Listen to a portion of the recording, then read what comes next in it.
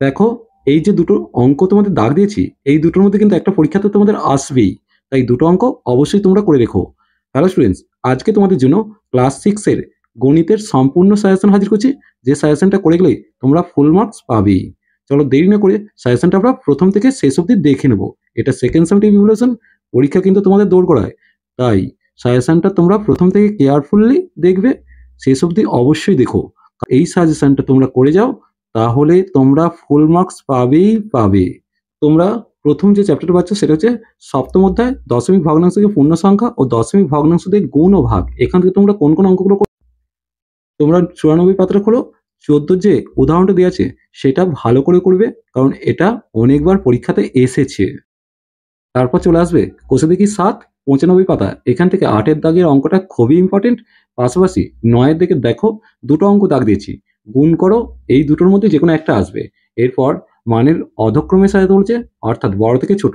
এখানে দেখো দুটো অঙ্ক, এই দুটো অঙ্ক করে যাও, তাহলেই তোমাদের কোনো অসুবিধা হওয়ার কথা নয়। এরপর চলে আসবে 96 পাতা। এখান থেকে 11 দাগে দুটো অঙ্ক দাগ দিয়েছি, 3-এরটা এবং 8-এরটা। এরপর 13 দাগে তোমরা এই দুটো অঙ্ক দাগিয়ে নাও। এই দুটোর মধ্যে ভি এর অঙ্কটা তোমাদের পরীক্ষাতে 100% আসবেই। আমি বারবার বলছি সাজেশনটা তোমরা প্রথম থেকে শেষ অবধি দেখো কিন্তু। এরপর চলে আসছি অষ্টম অধ্যায় মেট্রিক পদ্ধতি। এখান থেকে তোমরা কোনগুলো করবে? 100 পাতার নিজে করে 8.1 থেকে তোমরা মাত্র দুটো অঙ্ক দাগ দাও, একটা হচ্ছে 5-এরটা এবং 8-এরটা। এরপর চলে আসবে 101 পাতায় নিজে করে 8.2। এখান থেকে তোমাদের সি এর অঙ্কটা দাগ দিচ্ছি, এই অঙ্কটা পরীক্ষাতে অনেকবার এসেছে। দেখো পরীক্ষাতে তোমাদের যে এমসিকিউ বা অতি সংক্ষিপ্ত যে প্রশ্নগুলো আসবে, বা সংক্ষিপ্ত প্রশ্ন বা রচনাধর্মী যা যা প্রশ্ন আসবে, এই সাজেশনটা করে যাও, 100% কমন। দেখো তোমরা 104 নম্বর পাতাটা খোলো, এখানে 8-এর দাগ এবং 10-এর দাগের অঙ্কটা অবশ্যই করবে। এরপর চলে আসবে কোষে দেখি 8, 105 পাতা। এখান থেকে 4-এর দাগের অঙ্কটা তোমাদের পরীক্ষাতে 100% করতেই হবে, তাই অঙ্কটা ভালো মতো ভাবে করে রাখবে। এরপর 106 নম্বর পাতায় শতকরা অধ্যায় শুরু হচ্ছে, অর্থাৎ শতকরা যে চ্যাপ্টার আছে এখান থেকে তোমরা কোন কোন অঙ্কগুলো করবে দেখে নেবো। একেতে চলে আসবে কোষে দেখি 9, 112 নম্বর পাতায়। এখান থেকে দেখো 6-এর দাগের যে অঙ্কগুলো দেওয়া আছে, সেখান থেকে তোমাদের কিন্তু মানের ঊর্ধ্বক্রমে প্রকাশ এখান থেকে সাধারণত আসার কথা নয়। তবুও যদি করতে চাও তাহলে আইভি এর অঙ্কটা দেখে রাখবে। আর 7-এর দাগের আইভিটা খুবই ইম্পর্টেন্ট, কারণ এই অঙ্কটা তোমাদের অনেকবার পরীক্ষাতে এসেছে এবং এমনকি সামনের পরীক্ষাতেও তোমাদের আসবে, তাই এই অঙ্কটা অবশ্যই করে রেখো। আর যদি ভগ্নাংশে প্রকাশ করার অঙ্ক পড়ে, তোমাদের 5-এর দাগের ভি এর অঙ্কটা দাগ দিয়েছি, না সরি 4-এর দাগের ভি এর অঙ্কটা দাগ দিয়েছি, অবশ্যই করে রেখো। এরপর চলে আসবে 193 পাতায়। এই পাতা থেকে তোমাদের একটা অঙ্ক করতেই হবে, কোন অঙ্কগুলোর মধ্যে পড়বে দেখে নাও। এখানে দেখো 12 দাগ দেখে দিচ্ছি, 14, 15, 16, 17 এবং 19। আশা করছি তোমাদের যেটা 15-16-র মধ্যে আসবেই, নতুবা 17-19। তোমাদের 15-16টা ভিভিআই দাগ দিচ্ছি। পরের অধ্যায় দশম অধ্যায় আবৃত্ত দশমিক সংখ্যা। এখান থেকে তোমরা কোনগুলো করবে দেখো, নিজে করি 10.1 থেকে তোমাদের একটা সসীম না অসীম আবৃত দশমিক সংখ্যা, সেগুলো তোমাদের একটা যাচাই করতে দেবে। তাই এখান থেকে তোমরা চেষ্টা করবে 7/9, অর্থাৎ এইটা এবং এইটা, এই দুটো একটু ভালো করে রাখবে। আর সংজ্ঞা হিসেবে তোমাদের দেবে শুদ্ধ আবৃত দশমিক কাকে বলে উদাহরণ, আর মিশ্র আবৃত দশমিক সংখ্যা। শুদ্ধ আবৃত দশমিক সংখ্যা এবং মিশ্র আবৃত দশমিক সংখ্যা যে কোনটা একটা সংজ্ঞায় আসবে। এরপর চলে এসেছি 121 নম্বর পাতা, কোষে দেখি 10। এখান থেকে তোমাদের দেখো পারলে এই ডি এর অঙ্কটা অবশ্যই করবে, ডি এর অঙ্কটা আমি বারবার বলছি। আর এখান থেকে দেখো আবৃত দশমিক তোলা, অর্থাৎ 3-এর দাগ থেকে তোমরা 3টে অঙ্ক অবশ্যই করে যাও, এই 3টের মধ্যে যে কোনো একটা কমন পাবেই। এরপর ঊর্ধ্বক্রমে সাজাই, দেখো আমি তোমাদের দুটো দাগ দিচ্ছি, এখান থেকে কিন্তু ঊর্ধ্বক্রমে সাজাও একটা পড়বেই। এরপর চলে আসছি 11 নম্বর অধ্যায়, এটা সুষম ঘনবস্তুর গঠন বিষয়ক জ্যামিতিক ধারণা। দেখো এখান থেকে আয়তঘন, ঘনক, তারপর চোঙ আছে, পিরামিড আছে, শঙ্কু আছে। এই যেগুলো আছে এগুলোর তল, ধার সংখ্যা এবং কৌণিক বিন্দু অবশ্যই ভালো করে রেখো উদাহরণগুলোই। আর এখান থেকে দেখো তোমরা চলে আসছো 123 পাতায়। এখানে একটা ছোট্ট করে দেওয়া আছে, সব ঘনকই আয়তন, সব ঘনকই আয়তঘন, কিন্তু সব আয়তঘনই ঘনক নয়। এটা একটু মনে রেখো, সত্য মিথ্যা দিতে। এখান থেকে যে কোশ্চেনগুলো, চোঙ থেকে যে কোশ্চেনগুলো সাধারণত আসে, দেখো দুই মুখ খোলা চোঙের তলটি বক্রতল না সমতল, অবশ্যই সেটা বক্রতল জানো। আর এখান থেকে তোমার চোঙ দুই মুখ বন্ধ, চোঙের মোট কটা তল আছে, একটা হচ্ছে বক্রতল আর দুটো সমতল, এটা একটু মনে রাখবে। তারপর এখানে তোমাদের যে কোনো ঘনবস্তুর একটু উদাহরণ চাইতে পারে। এইখান থেকে দেখো যে শঙ্কুর কয়টি তল, শঙ্কুর সাধারণত দুটো তলায়, একটা সমতল আর একটা বক্রতল। এই কনসেপ্টগুলো কিন্তু তোমাদের ভালো করে জেনে রাখতে হবে, কারণ এগুলো থেকে তোমাদের শর্ট কোশ্চেন আসবে। এখান থেকে পিরামিড থেকে সাধারণত তোমাদের ত্রিভুজাকার পিরামিডের কটা তল, ত্রিভুজাকার পিরামিডের 3 দিকে 3টা তল, নিচে একটা তল, এগুলো কনসেপ্টগুলো ক্লিয়ার করবে। চতুর্ভুজাকার পিরামিড, পঞ্চভুজাকার পিরামিডের কটা তল সেগুলো একটু মনে রাখবে। আর ত্রিভুজাকার পিরামিডের আরেকটা নাম কি সেগুলো একটু খেয়াল রাখবে। আর একটি মাত্র তল দিয়ে তৈরি ঘনবস্তুর নাম গোলক, এটা একটু মনে রাখবে, কারণ এগুলো শর্ট কোশ্চেনে বারবার আসছে। এরপর চলে আসবে 128 নম্বর পাতায় নিজে করি 11.2, যে জিনিসটা আমি তোমাদের এই মাত্র বললাম। এমন একটি ঘনবস্তু খুঁজি যার একটি তল অবশ্যই গোলক লিখবে, এমন একটি ঘনবস্তুর নাম লিখি যার একটি বক্রতল দুটি সমতল। চোং এগুলো একটু কনসেপচুয়াল তোমাদের রাখতে হবে। এরপর চলে এসেছি 12 নম্বর অধ্যায় 130 নম্বর পাতা, 3টি সংখ্যার গসাগু ও লসাগু। এখান থেকে তোমরা কোন কোন অঙ্কগুলো করবে? 132 নম্বর পাতার দুটো অঙ্ক দাগ দিয়েছে নিজে করি 12.1 থেকে, এই দুটোর মধ্যে একটা তোমরা কমন পেয়ে যাচ্ছ। এরপর 133 নম্বর পাতায় চলে আসো, দেখতেই পাচ্ছ 6-এর উদাহরণটা দাগ দিয়েছি। এরপর চলে আসবে 134 নম্বর পাতায় 7-এর উদাহরণ, খুব ইম্পর্টেন্ট। আর এখানে 12.2 থেকে পেজ নম্বর কিন্তু 134, এখানে 1-এর দাগ 3-এর দাগ অবশ্যই ভালো করে করে যাও। আর পারলে 8-এর উদাহরণটাও একটু করে যাও, যদিও 8-এর উদাহরণ ওখানে তোমরা পেয়ে যাচ্ছ। এরপর চলে আসবে 136 নম্বর পাতায় কোষে দেখি 12, এখান থেকে 3 আর 4 যে কোনো একটা অঙ্ক, বিশেষ করে 4-এর অঙ্কটা ভেরি ভেরি ইম্পর্টেন্ট, আমি বারবার বলছি কিন্তু 4-এর অঙ্কটা। এরপর চলে আসবে 7-এর অঙ্কটা ভিভিআই, এই দেখো 4 অথবা 7 যে কোনো অঙ্ক একটা পড়বেই। এরপর চলে এসেছি 137 নম্বর পাতায়, দেখো 11 দাগের কয়ের অঙ্কটা তোমাদের আগেই দিয়েছি, আর ঘয়ের অঙ্কটা, ক আর ঘ যে কোনো একটা পড়বে। আর নিচের দিকে তোমরা কোন কোন অঙ্কগুলো দাগ দেবে? 16, 19, 20, 21, 21-এর পর 23 আর 24, এই যে কটা অঙ্ক দাগ দিলাম, এই প্রশ্নমালা থেকে তোমাদের কিন্তু একটা বড় কোশ্চেন অ্যাটেম্প্ট করতেই হবে, অতএব এই অঙ্কগুলো ভালো করে করে রাখবে। বিশেষ করে দেখো 19-এর, বিশেষ করে কোনটা বললাম 19-এর দাগটা, 19-এর দাগটা তোমাদের করতেই হবে, এটুকু গ্যারান্টি তোমাদের আমি দিচ্ছি। এরপর চলে এসেছে 138 নম্বর পাতায় তথ্য সাজানো ও বিচার, এখান থেকে তোমরা কোনগুলো করবে একটু দেখে নাও। প্রথম কথা 142 নম্বর বার গ্রাফ বা স্তম্ভচিত্র বা স্তম্ভলেখক কি, এই সংজ্ঞাটা একটু দেখে রাখবে। এরপর চলে আসবে 145 নম্বর পাতায় যে সুজাতার যে অঙ্কটা দেওয়া আছে, এই অঙ্কটা কিন্তু খুবই ইম্পর্টেন্ট। আর কোষে দেখি 13 থেকে, অর্থাৎ 146 পাতার কোষে দেখি 13 থেকে 2-এর দাগেরটা করবে, 5-এর দাগেরটা করবে এবং 6-এর দাগেরটা করবে। তার পাশাপাশি পরের পেজ অর্থাৎ 147 থেকে দেখো 7-এর প্রয়োগটা, 7-এর এটা দিয়েছি, 7-এর অঙ্ক দিয়েছি।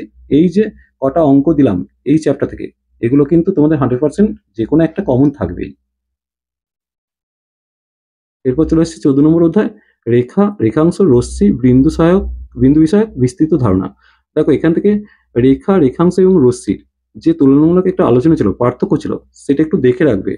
এরপর তোমাদের এখান থেকে দুটো সংজ্ঞা অবশ্যই তোমাদের অ্যাটেন্ড করতে হবে, সেটা হচ্ছে একটা হচ্ছে সমবিন্দু সরলরেখা, দেখতেই পাচ্ছ পেয়ে যাচ্ছ 149 পাতায়।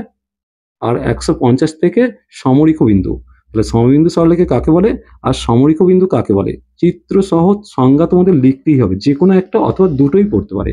আর এখানে এই লাইনটা একটু মনে রাখবে যে দুটি বিন্দু দিয়ে কটি সরলরেখা আঁকা যায়, দুটি বিন্দু দিয়ে একটি নির্দিষ্ট সরলরেখা আঁকা যায়। আর একটি বিন্দুর মধ্যে একটি সরলরেখার মধ্যে অসংখ্য বিন্দু আছে, সেই কনসেপ্ট রাখবে, একটি সরলরেখার মধ্যে অসংখ্য বিন্দু আছে আর একটি সরলরেখা আঁকতে দুটি বিন্দুর প্রয়োজন, এই দুটো লাইন ভালো করে মনে রাখবে। এরপর চলে আসছি 153 পাতায়, এই যে অঙ্কটা দাগ দিয়েছি এটা একটু দেখে রাখবে তো। এরপর 154 পাতাটা খোলো, 7-এর দাগে দুটো অঙ্ক দাগ দিচ্ছি, এই দুটোর মধ্যে একটা তোমাদের পরীক্ষাতে থাকবেই। 3টি নির্দিষ্ট অসমরেখ বিন্দুতে কতগুলি সরলরেখা আঁকা যায়, অথবা একই সমতল অবস্থিত 3টি অসমবর্তিত সরলরেখাংশ সর্বাধিক কটি বিন্দুতে ছেদ করে, এই দুটো লাইনের মধ্যে যে কোনো একটা অঙ্ক থাকবে।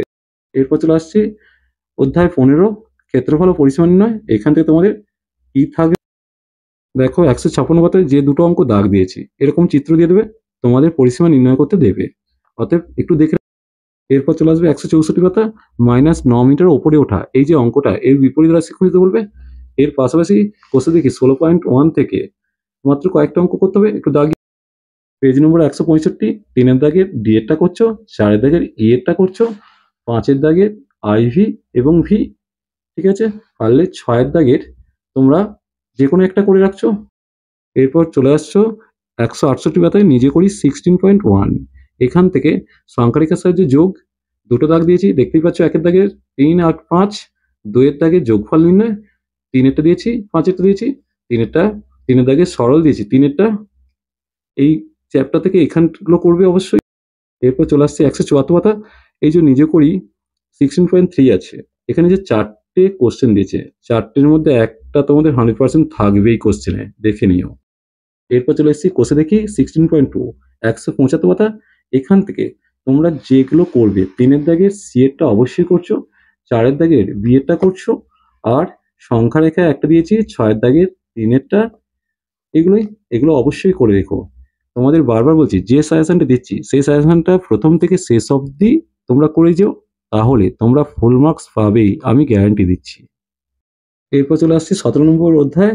এটা হচ্ছে জ্যামিতি বক্সের নানান উপকরণ সহযোগে বিভিন্ন জ্যামিতিক ধারণা। এই চ্যাপ্টার থেকে তোমরা কোনগুলো করবে? আমি তোমাদের বারবার বলছি, এখান থেকে ত্রিভুজের শ্রেণীবিভাগগুলো তোমরা করছো জ্যামিতিক পোর্শনে, তার সাথে সাথে কোণের শ্রেণীবিভাগগুলো তোমরা করছো।